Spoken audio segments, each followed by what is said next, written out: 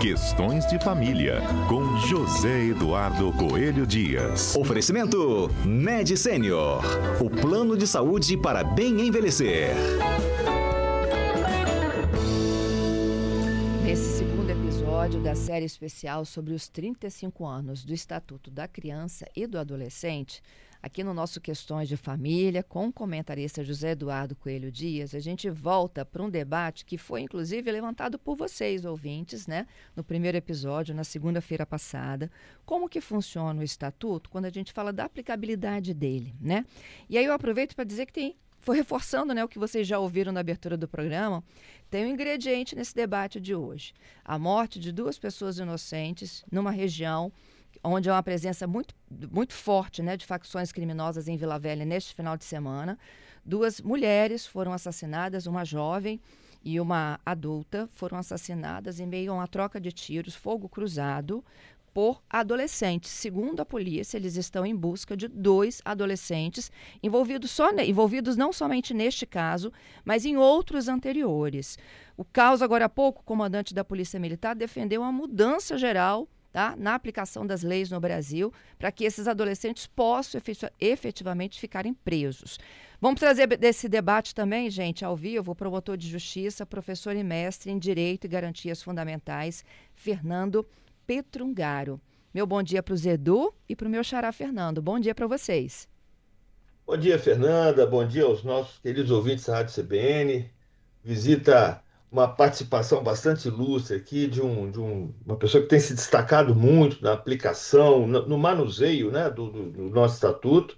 Bom dia, Fernando. Bom dia, Zé Edu. Bom dia, Fernanda. Bom dia, ouvintes. Bom dia. Bom, Edu, vamos deixar com o Fernando fazendo essa breve introdução aí do como que funciona a aplicabilidade do Estatuto?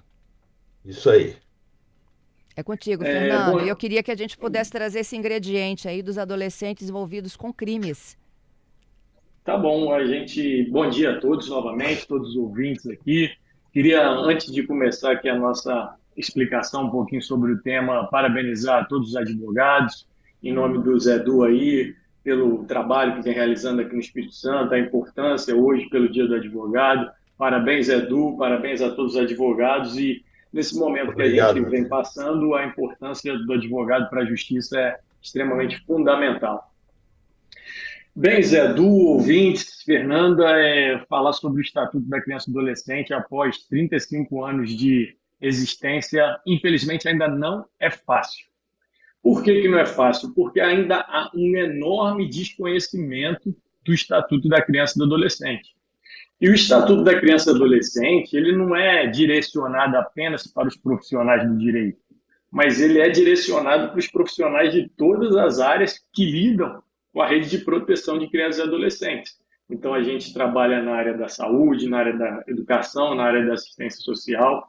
Lógico que para o direito, né, nós que atuamos no direito, nós temos uma formação específica, mas, Zé Edu sabe muito bem, as faculdades ainda não disponibilizam a disciplina de Direito da Criança e do Adolescente como obrigatória, mesmo havendo assim, uma determinação constitucional de prioridade absoluta a respeito do tema.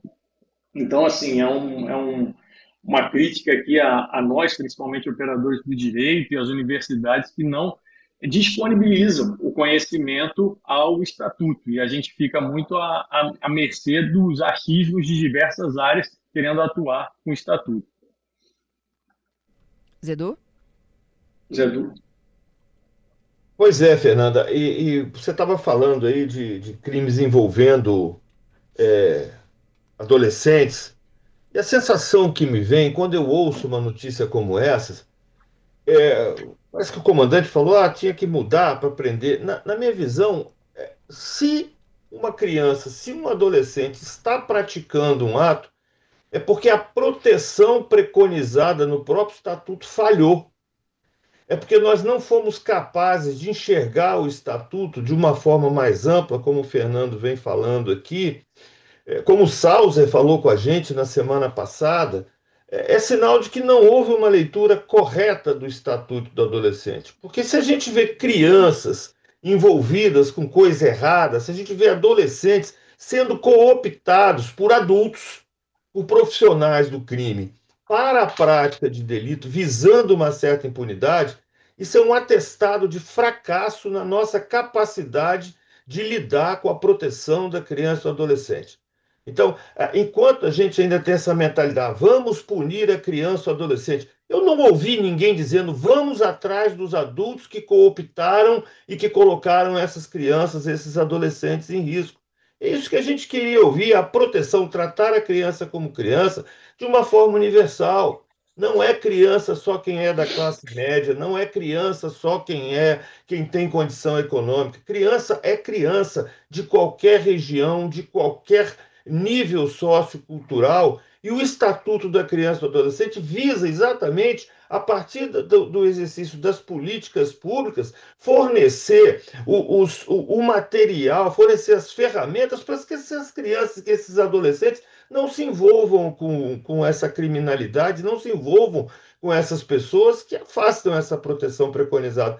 Mas isso é uma impressão assim, que eu tenho, é um sentimento, às vezes, até de tristeza, um pouco até de mágoa com a nossa formação social. O Fernando dizia agora, a gente não aprende isso na faculdade, não de uma forma obrigatória.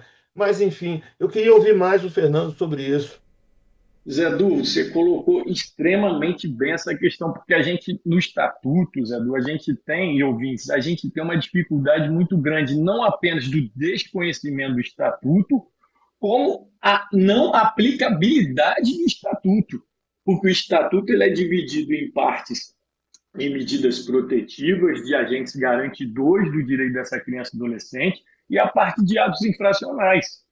E primeiro a gente deveria se preocupar, o poder público principalmente, que não aplica muito bem as medidas que são determinadas no Estatuto, nas áreas extremamente necessárias: saúde, educação e assistência social.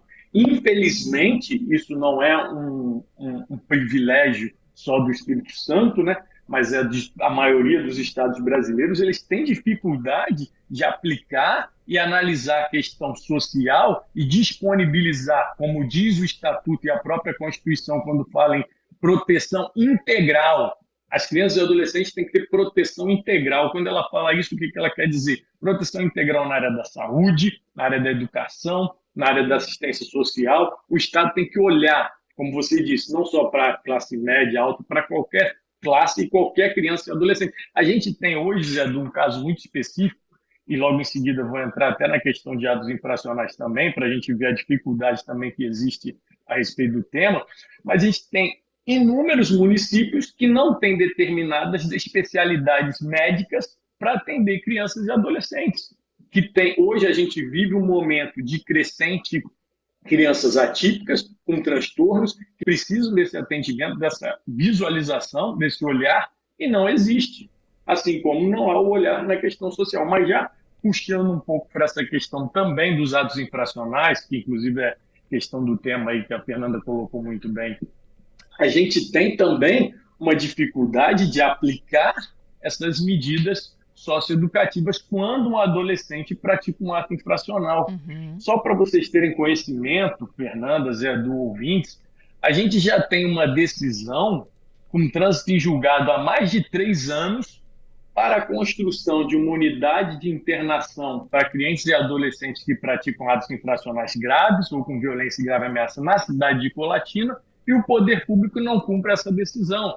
Então, hoje, ouvintes, muitos adolescentes que praticam atos infracionais graves, com violência ou grave ameaça à pessoa, eles ou não são internados, ou alguns têm que ser colocados em liberdade por falta de vagas, mesmo a gente tendo uma decisão com trânsito julgado para a construção de outra unidade de internação. O trabalho que o IASES vem fazendo é muito bom. O trabalho que o IASES vem realizando nessa questão de medidas socioeducativas para os adolescentes que praticam atos infracionais é muito bom. Só que não tem estrutura, não tem tamanho, não tem como abranger todos esses adolescentes que vêm praticando atos infracionais. Então, só para te passar a palavra de novo, Zé, é uma consequência que você disse. Primeiro, a gente tem que botar o Estatuto em prática, conhecer ele, depois colocar em prática, principalmente pelo poder público, e depois, quando, se porventura esse adolescente ainda não tiver essa estrutura, ser encaminhado à unidade de internação adequada para ele. Uhum. Fernando Azevedo, eu vou fazer o papel aqui, olha, de mãe, tá? De uma possível vítima dessa, no caso da Sofia, de 15 anos. Você, como família de uma pessoa que morreu numa troca de tiros, eu acho que pouco importa se ele tem menos de 18 ou mais de 18. O que você quer é que ele efetivamente pague pela vida que ele tirou, correto? Fernanda, mas não tem a menor dúvida disso. Aham. Isso aí, evidentemente, e ninguém aqui está defendendo a impunidade. Muito pelo contrário. Não se trata disso. Ninguém, em sã consciência, vai ser contra aplicar uma medida restritiva até de liberdade para aquelas pessoas que não podem viver em sociedade de forma Sim. pacífica e ordeira. Não resta dúvida com relação a isso. Eu, particularmente, sou favorável, sim, que a lei seja aplicada com rigor. Mas o que a gente clama é que a lei não seja só parcialmente aplicada, que ela seja aplicada por inteira. Não Compreendo. adianta você ter uma lei. Nós vamos para o Repórter CBN, Fernando? Não, eu vou continuar com vocês, eu não vou interromper esse debate. Tá. Veja bem, eu particularmente defendo sim que a gente tenha que aplicar os rigores da lei. Agora, não adianta você ter uma lei que estabeleça uma pena de 20 anos se você não tem um local para receber esse adolescente por 20 minutos.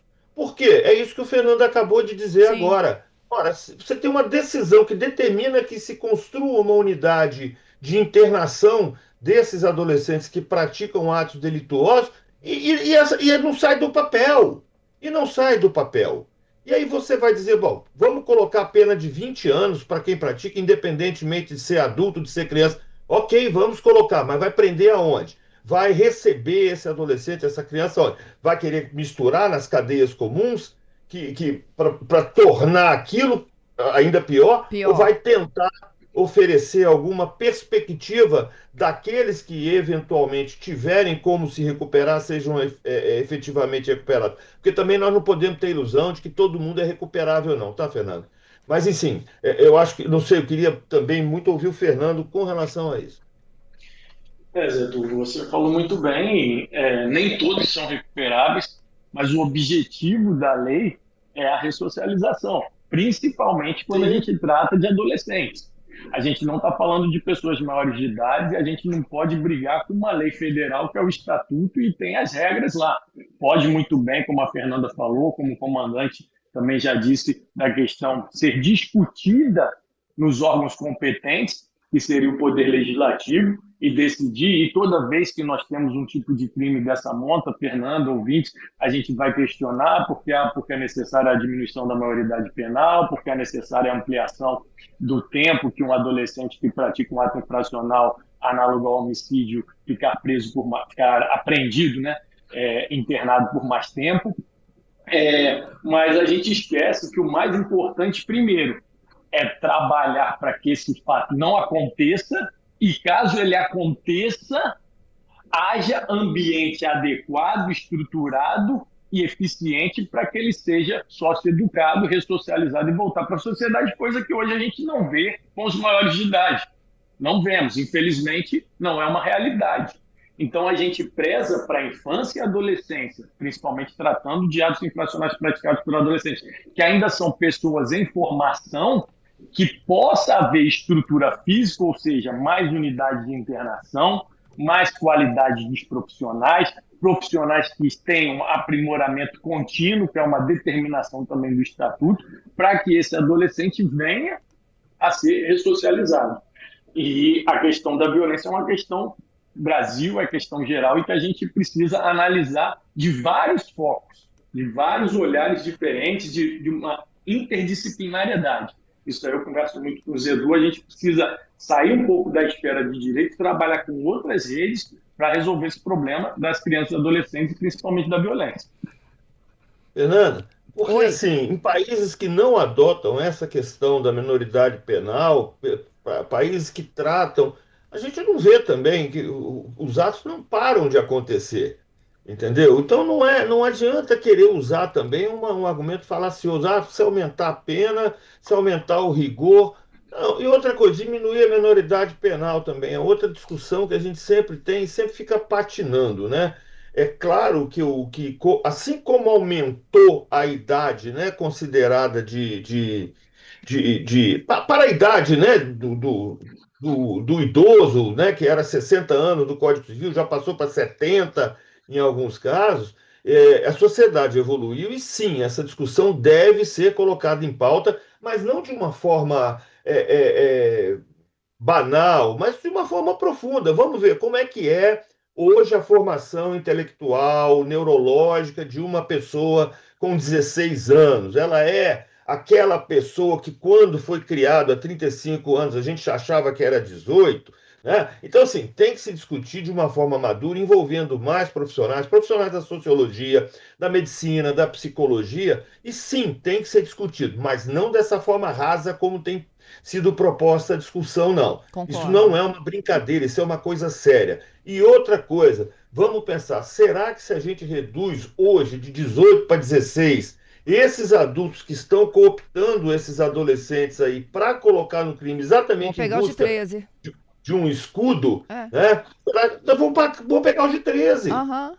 É isso que nós queremos, ou nós queremos, como disse o Fernando com muita propriedade, impedir que o fato ocorra? Porque, na minha visão, como você disse aí, fazendo o papel de mãe, eu faço o papel de pai, eu vou querer que o meu filho não esteja no meio de um tiroteio entre pessoas de qualquer idade. Né? Ah, mas isso é utópico, mas é o que a gente efetivamente deseja, né, Fernando? Se a gente nem desejar, aí fica difícil. E é isso, Zedu. Aí a gente volta para aquela questão que a gente já conversa muitas vezes. Qual a responsabilidade dos pais nisso? Quantos pais não estão colocando as crianças no mundo e estão deixando de cuidar, ter aquele olhar, ter aquela preocupação, principalmente hoje com as redes sociais aí?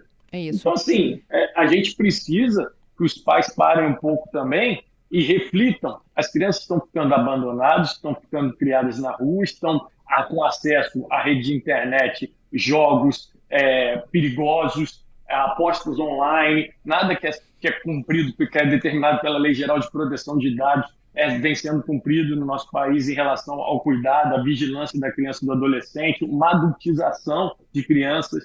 Isso aí é o reflexo. Infelizmente, Fernanda, Zedu, é o reflexo e é difícil. Nós temos que olhar com muito mais cuidado para criança e adolescente, mas principalmente também para os que os genitores estão deixando de cuidar, de proteger, de educar essas crianças. Excelente. Fernando, eu também tenho uma dúvida, Fernando. Vai, Zedu, Fernando, faz a sua. Só fazer uma pergunta para o Fernando, aproveitando a carona aí. Fernando, você que trabalha com a promotoria, você que mexe muito com isso, e quantas crianças que só são registradas em nome da mãe e o Ministério Público tem que correr atrás, porque os pais sequer se dão, cumprem a obrigação de fazer o registro, de dar um nome para aquela criança. Exatamente. E aqui eu não estou culpabilizando o pai, nem dizendo que a mãe não dá conta, não, porque a gente vê também crianças nascidas e formadas com essa realidade se dando muito bem, ascendendo socialmente, ascendendo culturalmente. Então, não é uma regra, mas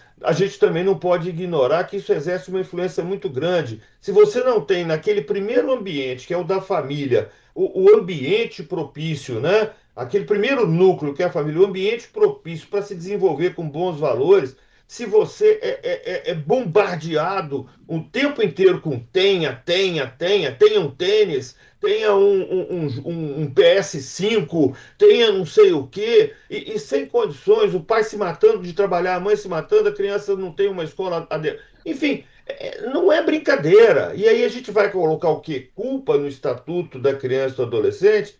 E antes, com o Código de Menor, será que funcionava? Parece que não. Tanto é que a gente chegou onde a gente chegou, sabe? Então a gente precisa debater isso profundamente, olhando para todos os lados da questão. Zedu, só complementando a sua fala, desculpa, Fernando, só complementando rapidamente. Primeiro, o Estatuto, como muitas leis nacionais, elas são muito boas.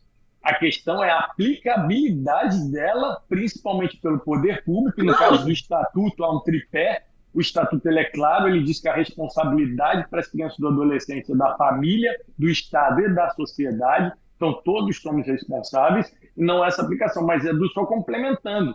Eu ainda acho pior, porque hoje o número de 2006, que eu entrei no Ministério Público, até hoje, após 19 anos, o número de pais que registraram crianças aumentou até que bastante. O problema que é pior quando eu entrevisto eles cotidianamente, nas oitivas informais dos adolescentes que praticam atos infracionais, são os que são registrados e os pais nem sequer dão aquele apoio, seja emocional, físico, pessoal, financeiro, nenhum para esse adolescente. Desculpa, eu só complementei um pouquinho. Perfeito. Eu queria, até em nome aqui de vários ouvintes que estão me perguntando, como é que funciona, então, a aplicabilidade para adolescentes envolvidos em homicídios? É uma dúvida muito grande, eu acho até, levando em consideração aqui as perguntas que estão chegando de que como funciona nos Estados Unidos, por que é diferente daqui. Um já fez uma referência aqui àquela série Adolescência, né, de que ele, de fato, ele continuou sendo responsabilizado. Quando alguém comete um crime com menos de 18, como é a aplicação da medida socioeducativa para ele, quando ele completa 18 e depois que ele termina os seus 18? Vamos lá, Fernando. São algumas situações aqui para deixar claro para os ouvintes. Primeiro, a partir de 12 anos, já é considerado adolescente, de 12 a 18 anos ele pode praticar atos infracionais análogos a crimes, ou seja, eles praticam um crime que é chamado de ato infracional. Dependendo da gravidade desse crime, sendo um crime grave, sendo um crime equiparado a hediondo, ou um crime de violência ou grave ameaça, como um crime de homicídio, vamos trabalhar com a hipótese do crime de homicídio, ele pode ser aplicada a medida socioeducativa de até internação. Nós temos 6 tipos de medida socioeducativa, que vai dar advertência, obrigação de reparar o dano, prestação de serviço à comunidade, liberdade assistida, semi-liberdade e a internação. Então vamos para um caso concreto, o adolescente praticou um ato infracional análogo ao homicídio, ele vai ser ouvido pelo Ministério Público, o Ministério Público já pode pedir a internação provisória dele, ou seja, ele já é internado provisoriamente, e durante essa internação provisória, que vai até 45 dias, o processo dele precisa ser finalizado e pode ser aplicada uma medida socioeducativa de internação. Essa medida socioeducativa de internação ela tem uma aplicabilidade de até 3 anos. Então, esse adolescente pode ficar até 3 anos internado numa das unidades de internação do IASE do Estado do Espírito Santo. Durante esses 3 anos, ele vai ser reavaliado de uma forma por uma equipe interprofissional do Instituto, do Sistema Socioeducativo, e vai verificar sobre a necessidade dele ficar ou não os 3 anos internado na unidade de internação. Bem, se ele praticou esse ato infracional até 18 anos, ele é um adolescente e, por conta disso, ele pode ficar internado até os 21 anos. Então, se ele tiver praticado um crime com 17 anos, 11 meses, 20 dias, ele pode ficar internado até quase 21 anos, porque o cumprimento dessa medida de internação vai até os 21 anos. Acho que me foi claro. Tem mais alguma teria mais alguma dúvida? E aí depois ele é colocado em liberdade. Essa é a expressão que se usa? Ele não pode ultrapassar o limite de 3 anos de internação. Então, se ele praticou um ato infracional análogo a homicídio com 15 anos, com 18 anos ele vai ser colocado em liberdade, porque a nossa lei veda ultrapassar 13 anos. É uma previsão legal do Estatuto. Nós temos que obedecer o que está previsto em lei. E se fosse um adulto, eram 30 anos.